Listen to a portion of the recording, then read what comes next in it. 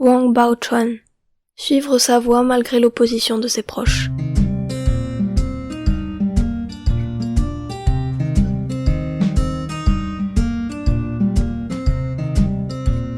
La légende de Wang Baochuan de la dynastie Tang a été transmise en Chine de génération en génération. Sa persévérance et sa loyauté ont touché le cœur de beaucoup. Près de la grande pagode de l'Oie sauvage dans le sud de Xi'an, province du Shanxi, il y a une grotte désolée avec 3 caractères chinois au-dessus. Guraniao, qui signifie ancien four froid. C'est dans cette grotte que Baochuan et son mari Zhengui ont vécu autrefois. Baochuan était née dans une famille très riche. Dès son plus jeune âge, elle était compréhensive, intelligente et dévouée à ses parents. Quand elle a eu l'âge de se marier, elle a convaincu son père de lui permettre de tenir une cérémonie et de choisir son mari en lançant une balle de soie façonnée en une fleur d'hortensia.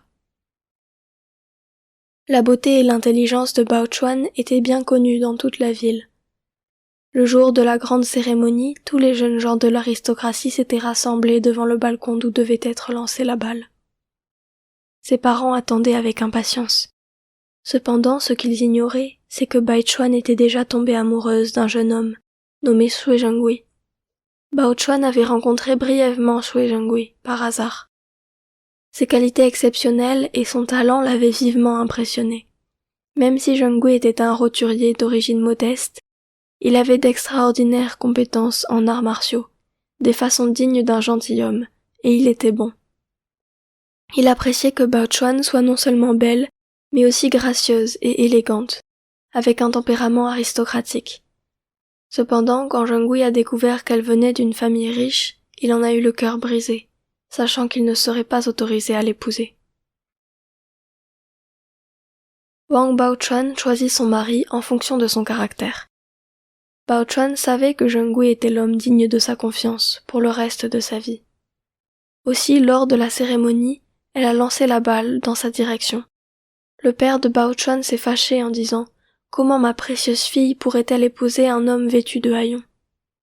C'était un embarras pour les ancêtres. Le père de Baochuan a interdit le mariage.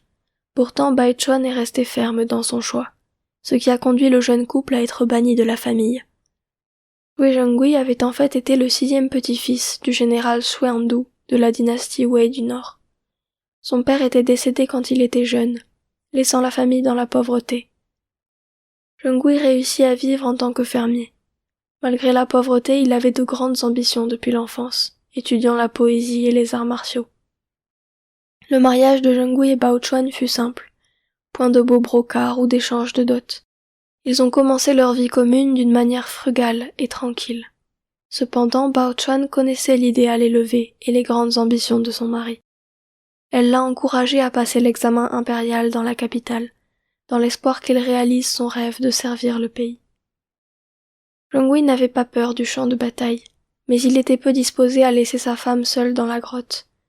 En fin de compte, la fermeté et la profonde compassion de Baochuan ont réveillé le courage de Zhengui, et il a décidé de passer l'examen impérial. Le général Sui revient triomphant. Comme prévu, Zhengui a excellé dans l'examen et s'est avancé pour défendre le pays, qui à l'époque faisait face à un danger imminent d'invasion. Il était plein de bravoure et s'est grandement impliqué sur le champ de bataille. Zhengui a gagné l'estime de l'empereur Tang Taizong qui l'a promu au poste de général pour garder la ville de Xuanwumen. Pendant ce temps, Baochuan resta seule dans la grotte froide. Au début, elle recevait de temps à autre des nouvelles de son mari, mais après un certain temps, elle avait perdu tout contact avec lui. Elle a dû se battre seule pour survivre durant les hivers d'un froid cinglant. Elle croyait que Zhengui reviendrait un jour. À certains moments, sa mère lui rendait visite en secret, lui apportant de la nourriture et de l'argent. Elle a essayé de convaincre Baochuan de retourner chez eux et de renoncer à tout espoir. Mais Baochuan a refusé. Année après année, elle attendait le retour de son mari. 18 ans ont passé.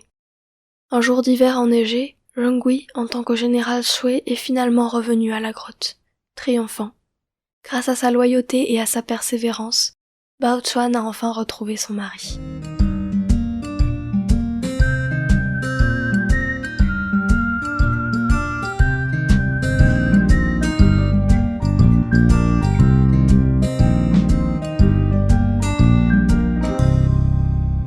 Merci d'avoir écouté ce podcast. Si cela vous a plu, vous pouvez liker et vous abonner. Et on se retrouve sur visiontimes.fr. À bientôt!